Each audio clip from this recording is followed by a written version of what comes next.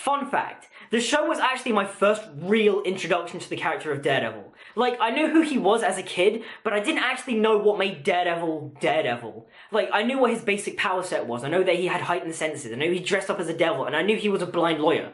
But other than that, I didn't actually know what made Daredevil Daredevil. And it's unfortunate to say that I didn't even like the show at first. I thought it was really slow and pretentious and boring. But then, as soon as episode 5 or 6 hit, I just went, oh wait, this show's actually really good. And then I finished the season, and I loved it. And then I rewatched the season, and I loved it even more. And this show is one of those shows that you have to rewatch multiple times, because every time you watch it, you pick up on something new, and that's just something I just love about the show. And trust me when I say this show is really hard to dissect and make a review out of. And so, the only logical way I could think of to review season 1 was just to review all 13 episodes at once. It's gonna be long, so get comfy, grab some food, it's gonna be good fun. Now, before we jump into my 13 episode analysis, let's just take a second to talk about the intro, because the intro is brilliant. You've got blood dripping down and forming various polysemic and relevant images. You've got Lady Justice to emphasize the whole justice is blind theme. You've got the formation of the New York City streets, emphasizing that the streets are running red with blood of the innocents. Or, another interpretation is that it could be the blood belonging to the criminals that Daredevil has to beat up on every day as a means to make Hell's Kitchen a safer place. And when you see the church and combine all the images together, you've basically got everything that makes the character of Daredevil, Daredevil. And now, with all that out of the way, let's just jump into my 13 episode analysis.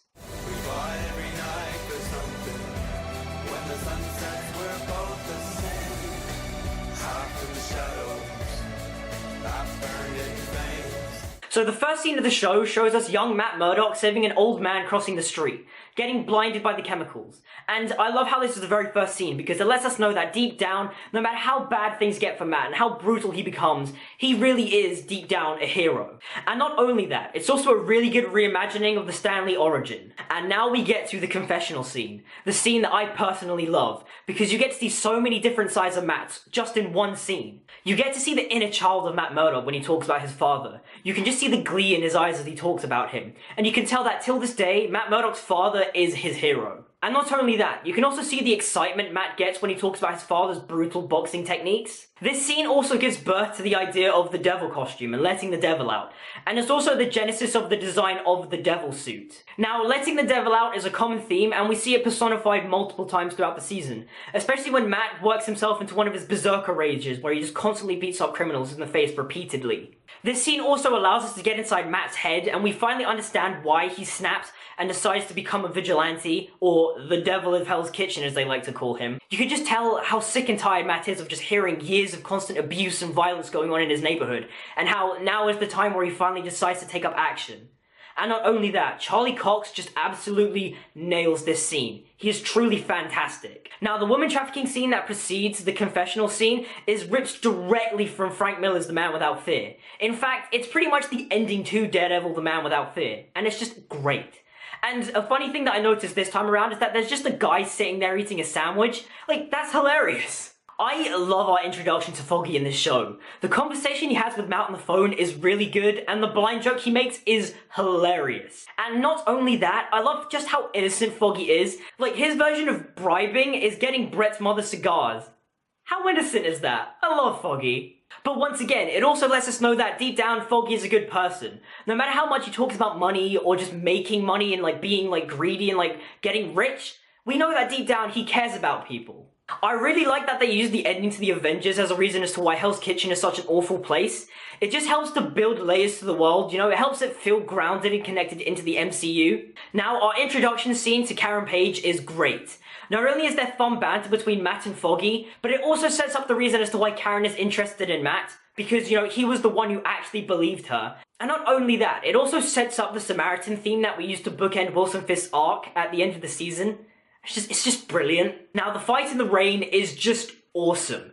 It's very aesthetic, it's very brutal, it's very raw, and it's just a really well choreographed fight. But to me, the best part of the episode is the ending. The scene with Matt boxing at Fogswell's gym is just perfect visual storytelling, and it's just excellent. It really just perfectly sums up the character of Daredevil. It's one man, alone, training in a dingy gym, pushing his body to its absolute limits. He's up against incredible odds. The show even goes out of its way to establish a hierarchy of its villains. You've got Owlsley, the money man, One of the most important, Madame Gao and a heroin business, and she's a character with great presence and mystery.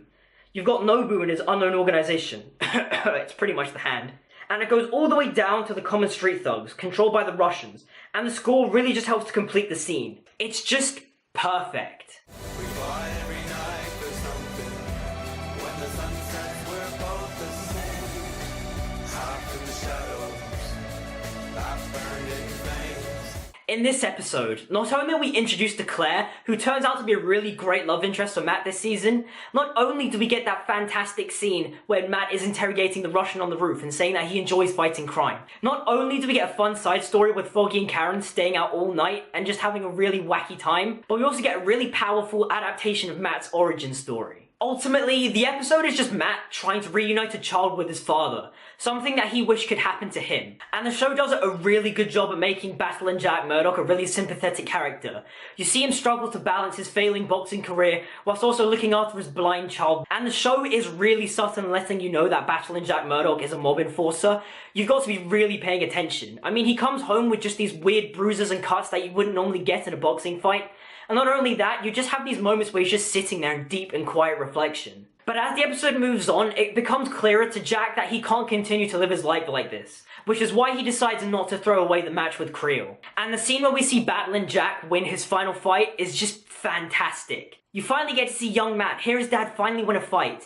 You hear the crowd start roaring and cheering on Jack's name as Jack runs into his locker room. We then cut to young Matt finding his father dead in the alleyway. It's just powerful stuff. And then we get treated to the glorious hallway fight.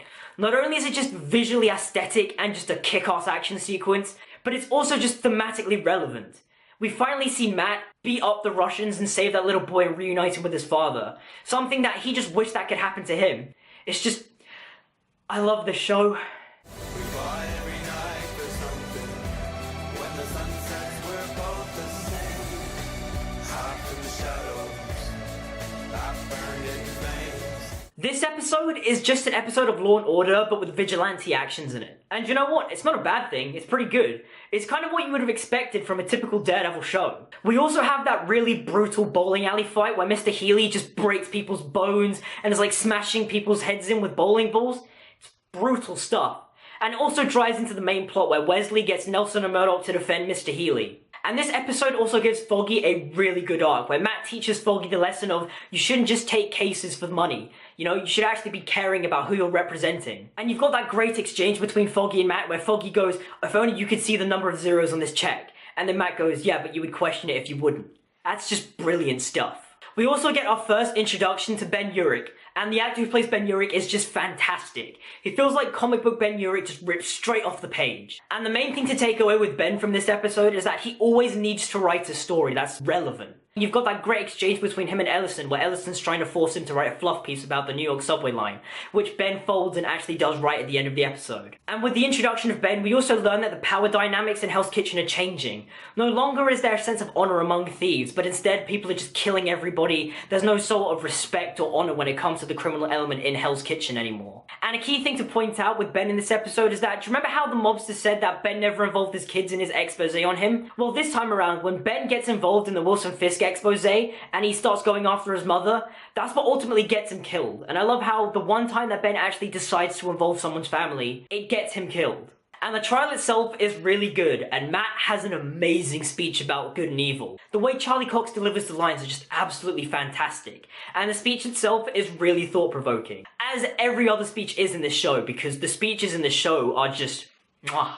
And hands down, one of the most horrific scenes in the show is when Daredevil beats up Mr. Healy and discovers the name of Wilson Fisk, and then Healy, regretting what he just did, and is terrified of Fisk finding out, impales his own head on a spike. Like, even Daredevil's shocked when he does that. It's great. And the episode ends with our first look at Wilson Fisk, just staring at the rabbit in a snowstorm painting. And that becomes oh so important when we get to episode 8. We fly every night for something. When the sun sets, we're both the same. Hide from the shadows.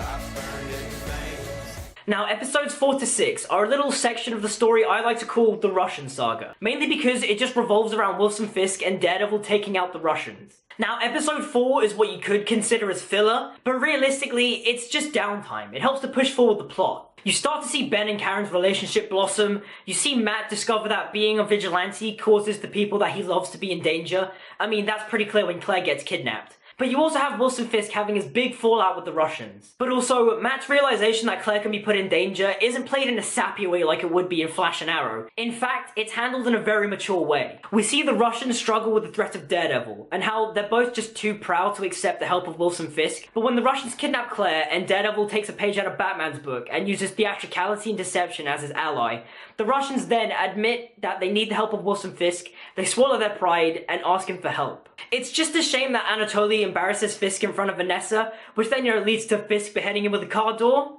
That was pretty rough. Now, the thing that I love so much with Vincent D'Onofrio's performance as the Kingpin is that you can tell that he's just playing two characters. He's playing Wilson Fisk, and he's playing the Kingpin. As Wilson Fisk, he's this awkward, yet really polite and endearing character, and you can see all of that when he and Vanessa are on their date. But it's really scary just how quickly he can just snap and just become this cold-blooded, vicious killer. Episode 5 still continues to use the downtime established in episode 4 to good effect. It gives Matt and Foggy a new client in Mrs. Cardenas, who is key in developing Karen and Foggy's relationship. You've got Matt and Claire realizing that they can't fall in love with each other because it's a detriment to the both of them, and it's handled in a really mature way. Because when Matt calls Claire up in episode 6, she doesn't hang up the phone or act all pissy with him. In fact, she acts really mature and she helps him out. You've also got the rising escalation between Fisk and the Russians, and how you've got Fisk using the Devil of Hell's Kitchen to lead the Russians off his trail while he, gets ready to blow them up. And not only that, Matt realizes that the police force is corrupt and that he can't trust every cop in the force. Now, I've got to say, this episode also contains probably just the cringiest moment in the entire show. The part where Karen asks Foggy to touch her face is just... and the way Deborah Ann Wool, delivers that line as well, it just makes me cringe. But this episode also has probably one of the best moments as well, when we get to see Matt's world on fire. We actually get to see how Matt actually visualizes the world. And once again, it kind of falls into the devil motif where, all Matt sees is fire and hell. But it's just a shame that we never actually get to see the world on fire visualized again. I mean, I just wish we could see it more. It's such a really cool effect. But also, another great scene in the episode is when we get to see Fisk's dinner with Vanessa. We get to understand his ideology and what he believes in, and what his actual goal is. He wants to rebuild Hell's Kitchen and make it something beautiful. And although it's cliche, the way D'Onofrio delivers those lines makes it really convincing and you really buy into what he's saying. But another thing that just really interests me about that scene is how Vanessa's just going along with it. In the last episode, she wasn't really, feeling what Wilson was saying, she was even condemning him a little bit. But as you see her, slowly shift and, go into his side and understand that, she kind of agrees with Wilson's methods, it kind of makes you question what kind of person Vanessa really is. I mean, she seems like a really nice person, but I think deep down, she's really dark and twisted. Especially since, she's condoning a city-wide bombing. Now, a little fun fact about episode 6. This was actually the episode that made me just stop and go, oh wait, this show's actually really good. The episode is primarily set in just one location, and it's Daredevil trying to make sure that Vladimir doesn't bleed out, whilst also trying to pry out information from him about Wilson Fisk, whilst also trying to make sure that they don't get shot at or arrested by the cops. Now, the banter between Daredevil and Vladimir helps to balance out the tone and stops it from being a bit too dark. What with all the police corruption going on. And speaking of police corruption, the scene where the police officer stabs Officer Sullivan in the neck and blames it on Daredevil is just truly terrifying. It was really just shocking watching it. Now, obviously, the best part of the episode is where Matt is talking to Fisk on the radio. Just the way Charlie Cox and Vincent D'Onofrio play off each other is just so good. Not only does it show Matt just how out of his depth he is when facing off against someone like the Kingpin who has just so many connections, but it also sets up the "not everyone deserves a happy ending" callback that we get at the end of episode 13. And the episode wraps up pretty nicely. Daredevil finds out that Owsley is the key to taking down the Kingpin, and Vladimir gets a really awesome and badass final standoff where he cocks his machine gun and starts singing in Russian as he lets Daredevil escape from behind him. It's just awesome. We fly every night for something. When the sun sets, we're both the same. Hide from the shadows, I burn in flames. Now, in a post-Defenders world, episode 7, Stick, doesn't hold up at all, which is a shame because this used to be one of my favourite episodes. And the reason as to why this episode doesn't work is that following from this point forwards, Every single setup for the Defenders just contradicts this episode. Originally, this war was meant to be fought between the Chaste and the Hand, and although they set that up in season 2, the Defenders just kill off the Chaste off screen. And the ending to the episode just doesn't work at all. When Stick goes to see Stone and Stone asks, will Murdoch be ready when the doors open?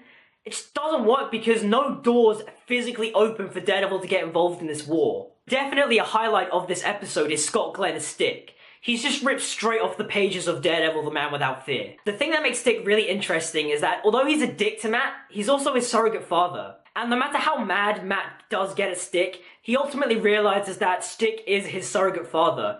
I mean, the scene where he picks up the paper bracelet that Matt made him years ago just made him really just stop and think and realize just how important Stick was to him. And also, regardless of Stick's talk about attachment and being attached to people, I feel like the reason why he left Matt in the first place was because just how sentimental he was getting over Matt. Like, when Matt gave him that bracelet, he immediately just scrunched it up, not only just because Matt was getting too attached to him, but also he was getting attached to Matt. And I just love that. But yes, looking back at it, this episode is just filler, because everything that was set up in this just doesn't get paid off in Defenders. And it does hurt my heart to say that this is probably the weakest episode in season 1. We fly every night for something.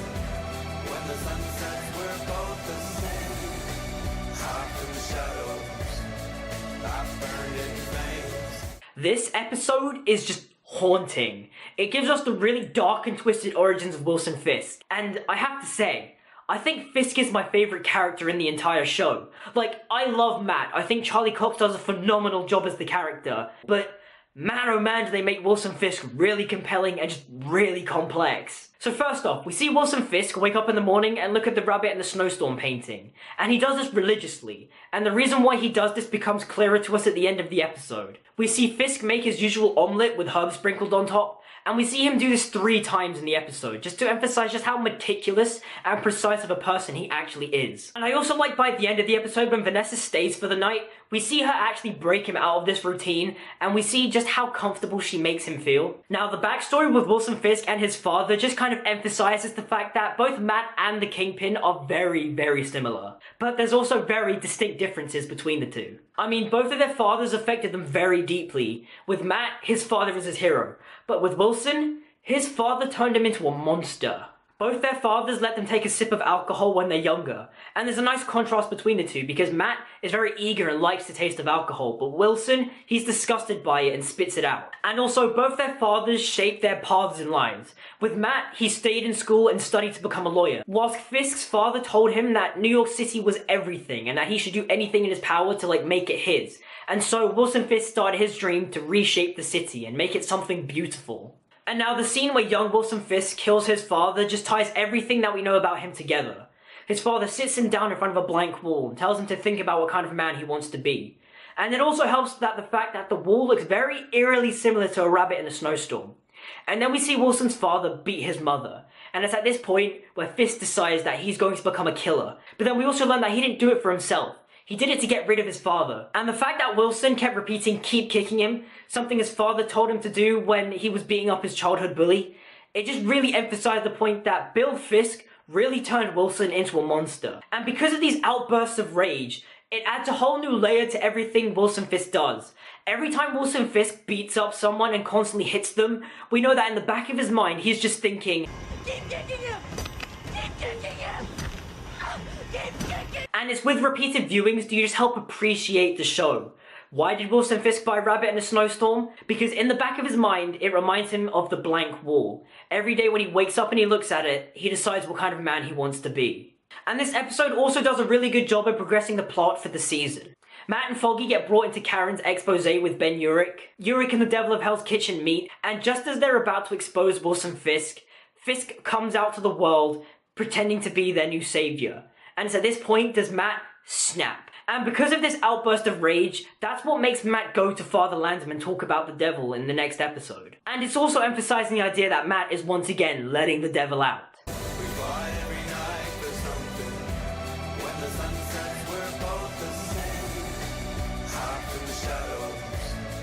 I've burned in flames. This episode is amazing. You've got that amazing speech with Matt and Father Lantom as they discuss the idea of the devil. You've got Matt finally meeting Ben Urich. You've got Matt going to see Vanessa, only for him to come face to face with Wilson Fisk. You've got the death of Mrs. Cardenas, which pushes Matt over the edge and causes him to go after and try to kill Wilson Fisk. You've got that really kick-ass fight with Matt and Nobu. And you've got Foggy discovering that Matt is the devil of Hell's Kitchen. And the story that Father Lantom tells about the African warlord is just haunting, and it really emphasizes the idea that deep down human beings can be savage and awful people. Now, I love the scene where Matt goes to see Vanessa at the art gallery. Not only do they both have really good chemistry, but you also have Vanessa explaining to Matt the red painting and how it can represent both anger and hope and fire and rage, which is one of the reasons and one of the key reasons as to why Daredevil's suit is red in the show. And I just love that. But also the scene where Wilson Fisk walks into the art gallery is just amazing. Matt's immediate reaction just sells the entire scene. The music goes all tense, and Matt's first gut instinct is to ball up his fist. But he manages to control himself just enough to have a civil conversation with Wilson Fisk, a man he knows is capable of such horrific and indecent acts of crime. This episode also brings in the Catholic guilt ideas that are so present and integral to the character of Daredevil. Now, the reason as to why Matt went to see Vanessa was just to convince himself that he can't take Fisk's life, because he has someone that loves him and that would mourn his loss. But as Father Lantom points out, is he struggling with the fact that he has to kill Fisk and doesn't want to? Or that he doesn't need to kill Fisk, but wants to. Now, the death of Mrs. Cardenas has two major impacts. One, it enforces the lesson that Foggy learnt in episode 3, that the reason why he went and studied law was to help people. But also, it's the final push that makes Matt go after the Kingpin and try to kill him. Also, just a side note, I love it every time Matt's sunglasses just fully blacked out and you just can't see what's going under his eyes. It's really, really cool imagery. And now the martial arts fight between Matt and Nobu is awesome. It's fast, it's bloody, it's intense, and you really feel every time Matt gets cut by Nobu. It's the kind of fights that should have been in Iron Fist from the beginning. But I do have two major critiques of this episode. One, I didn't like how non-linear the episode was. I kind of wish that it just played out in a linear fashion and it built up to the Nobu fight, because although it's well choreographed, it does feel a bit jarring when you try and put all the scenes together. And two, I don't like how Matt kills Nobu but feels no guilt over it. I mean, the whole episode is him dealing with the fact that he can't kill Wilson Fisk, but he wants to, or that he doesn't want to kill Wilson Fisk, but has to. But he's fine with letting Nobu die. I mean, when it comes to season 2, we find out that Nobu didn't actually die. But in regards to the episode, Matt killed Nobu, and yet he feels no guilt for it. Now, when Fisk enters the warehouse, and Matt's just there bleeding, looking at him, going, You arranged this. You knew I would come. And then Fisk talks about how he knew about Daredevil's weakness for women and children and the elderly. It's just great because it sets up one of the payoffs in the finale, where Matt's just like, I'm gonna kill you. And then Fisk's just like, take your shot. It's just awesome. The episode ends with a pretty decent cliffhanger where Foggy finds Matt bleeding in his apartment dressed as the devil of Hell's Kitchen. But my one big complaint is, how the hell did Foggy get into Matt's apartment? Like, the door was locked. We fly every night for something. When the sun sets, we're both the same. Hop in the shadows, I burned in flames. This episode mainly revolves around the fracturing relationship between Matt and Foggy. And Foggy's anger is well justified. I mean, Matt's been lying to him the whole time that they've known each other. Also, Matt comes across as a big hypocrite. Every time Karen and Foggy talk about taking down Fisk, Matt always talks about taking him down within the confines of the law. Yet, here goes Matt dressing up as a vigilante, beating up criminals trying to take down Wilson Fisk. Now, Matt and Foggy's college flashbacks are really endearing and really good fun.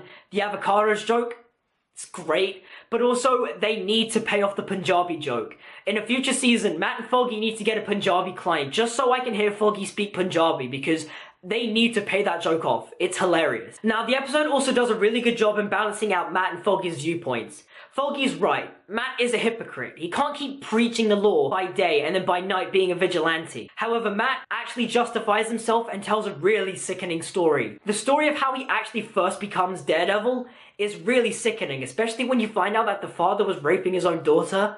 Just, ugh. And you know what? That scumbag deserved what he got. I was cheering Matt on when he was beating the crap out of him because he deserved it. And whilst this is happening, you've also got the subplot with Ben Urich where we finally meet his wife Doris. And their chemistry with each other is just wonderful. They feel like they've been married for years and her dementia is just really sad and you can really just feel Ben's inner struggle. But then this leads me on to my next point.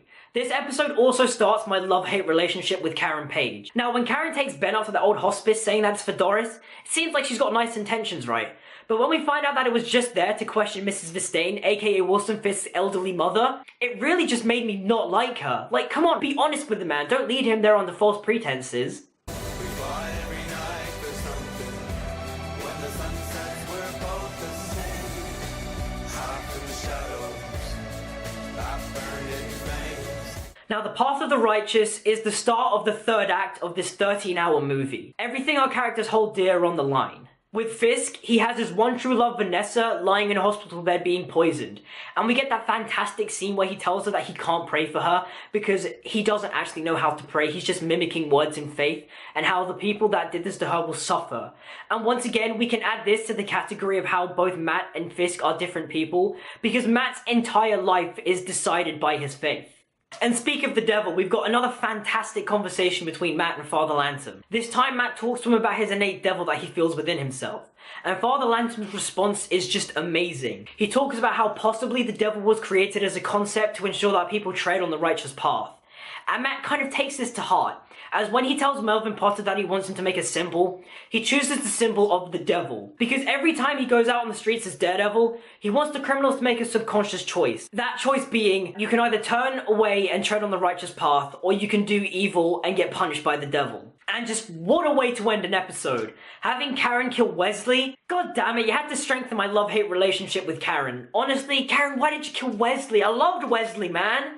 But then again, Wesley, you're an idiot, man. Why the hell did you leave a loaded gun on the table? We fly every night for something. When the sun sets, we're both the same. Hot in the shadows, I burn in flames. Now, episode 12 is the beginning of the end. You've got Matt at his lowest point. You've got Foggy getting Marcy involved in taking down Fisk. You've got Karen dealing with the fact that she just killed Wesley. And Ben is trying to finish off the story as quickly as he can before Fisk builds his better tomorrow. And this episode just contains so many oh crap moments. Karen's dream with Fisk killing her? That's an oh crap moment. Ben trying to get his story published by his editor, only for him to openly accuse his editor Ellison for taking money from Fisk? That's an oh crap moment. You've got Matt discovering Madame Gao's heroin plant and realizing that the people who actually were running the plant blinded themselves on purpose. That's an oh crap moment. And to cap it all off, you've got Fisk breaking into Ben's house and strangling him to death. That's an oh crap moment. And the fact that Ben died was just such a shame. It was shocking, but it's also just a shame because I really wanted this actor to tackle Ben Urich on just so many different ways. I wanted him to tackle the Ben Urich from Born Again where he's scared out of his mind. I wanted him to tackle the Ben Urich from Daredevil End of Days. And not only that, I also wanted him to openly admit that he knew that Matt was Daredevil. The last scene between Ben and the Devil of Hell's Kitchen is just great, because when Daredevil said that he went the distance, Ben immediately picked up on the fact that it was kind of like a boxer's line. And not only that, Ben also mentions the fact that nobody would look twice at a blind guy, obviously hinting that he knew Matt was Daredevil. And also, Karen. If you didn't force Ben to publish that story, then Ben would still be alive. Once again, Karen, although your intentions were in a good place, you got one of my favorite characters killed. Why do you keep making me love and hate you at the same time? We fly every night for something. When the sun sets, we're both the same. Hot in the shadows, I burn in flames. Now, the season 1 finale is just filled with so many moments that just give me the chills. It opens up with Ben Urich's funeral, and it's really, really sad. You've got Doris just crying over her dead husband, and when Karen talks to her and says her final words to her, it's really sad stuff because Doris is just there crying, saying how Ben in death is still looking after her. It really tugs on the heartstrings. The way Matt and Foggy rekindle their relationship is just really good stuff because once again they're cracking jokes with each other and they're having good fun, they're moving forward. And it's like Karen said, this is how it should be. Now the twist and how they take down Fisk gets me every time. Simply because it's so well thought out. The show really just enforces the idea of how the hell are they going to beat Fisk? And then out comes Owlsley with a little trump card called Detective Hoffman. And honestly, the Detective Hoffman trump card gets me every time, even on multiple viewings, because the show does such a good job at emphasizing how the hell are they going to beat Wilson Fisk? And when they bring out the Hoffman trump card, you immediately just go, wow, okay, this is really sophisticated. The writers actually are paying attention to what's going on. Because, I mean, Hoffman was a third-tier background character. I mean, you wouldn't really pay attention and think that he was that important. But when you realize that he's really the key to taking down Fisk, it all just clicks in your brain and you go, oh yeah, that's really smart. Yeah, that's really clever. Well done, show. And now the scene where the FBI arrests everybody associated to Wilson Fisk is just amazing. Especially since we discovered that it was the lady at the Bulletin who was taking money from Fisk, not Ellison, and just the look on Ellison's face when he sees her being taken away. It immediately just makes you think, oh damn, Ellison, you know, you're an okay guy. And not only that, when we get to season 2, they really just redeem Ellison. And I'm just so happy about that, because I think Ellison is a really underrated character in the show. Now, the way we end Kingpin's arc in this episode is just amazing. The Samaritan story is just well delivered by Vincent D'Onofrio. I mean, you can literally just tell in the way he's talking that Wilson Fisk is slowly dying and the Kingpin is being born. It's funny, isn't it? How even the best of men can be deceived by their true nature. The hell does that mean? It means that I'm not the Samaritan. That I'm like the priest or the Levite. That I am the ill intent who set upon the traveler on a road that he should not have been on. But I have to say, the moment that gives me the most chills is when the truck flips over and then Matt, in full Daredevil costume, just jumps on top of the roof and recalls to Fisk the line, "You were right. What you told me over the radio that night. Not everyone deserves a happy ending." I just get a wave of chills. It's just so awesome. And their fight in the alley is okay. Like, it's not the best fight in the show. In fact, it's a little goofy. Like, why the hell does Daredevil do a flip into the alleyway? It's a bit ridiculous. But then again, I can forgive the goofiness simply because there's just so many great moments in that scene. You took that away from me! You took everything! I'm gonna kill you! Take your shot. This is my city. My family. You think one man in a silly little costume will make a difference? I told you before, Sergeant. I'm not the bad guy. Wait. What did he just say? I'm not the bad guy. Wait, where have I heard that before? I'm not the bad guy. Okay, now the show's just showing off. Now the reason why I like Wilson Fisk yelling at Daredevil, I'm gonna kill you! is because that it's the 12-year-old Wilson Fisk that's talking. He's no longer the cold and sophisticated mob boss. He's now desperate. He's at wit's end. He's scared for his life. And he's just reduced to the 12-year-old Wilson Fisk. I mean, the part where he grabs Daredevil's billy club and starts whacking him with it, it's very indicative of him killing his father. Keep kicking him! Keep kicking him! Keep kicking him! Keep kicking him! Keep kicking him! Keep kicking him! And the way the show just ends is just... We join Wilson Fisk as he sits on his bed, he stares at the wall, and decides what kind of man he wants to become. I love the show. But for me, the final moment of the season is just amazing. Having Daredevil on the rooftop, hearing a woman in distress, taking out his billy clubs and running off the roof is just awesome. Not only is it just the visualization of the final page of Daredevil, the Man Without Fear, but also the score for this scene is just incredible. It's so dark, it's so whimsical, and it's also kind of scary. I mean, you know, we're literally cheering on a guy to dress up as the devil and beat up people in the middle of the night. It's kind of twisted, but I don't care, I love this show. We fought every night for something. When the sun sets, we're both the same. Hide from the shadows. I burned in flames. Never in a comic book TV show have I felt like the actors playing their characters have just been ripped straight from the comics. Charlie Cox as Daredevil is absolute perfection. He feels like Matt Murdock ripped straight off the page. In fact, you could read any Daredevil comic book and Charlie Cox fits the role of Daredevil perfectly. He can play the Stan Lee Daredevil. He can fit into the Frank Miller Daredevil. He can fit into the Bendis Daredevil. He is just spot on Daredevil. And the way he delineates between both Matt Murdock and the Devil of Hell's Kitchen is just amazing. His Matt Murdock is very well spoken and very soft spoken. He never raises his voice. He's always calm, he's always collected, and he exudes confidence. But when he's the devil of Hell's Kitchen, he's louder, gruffer, and he's more powerful.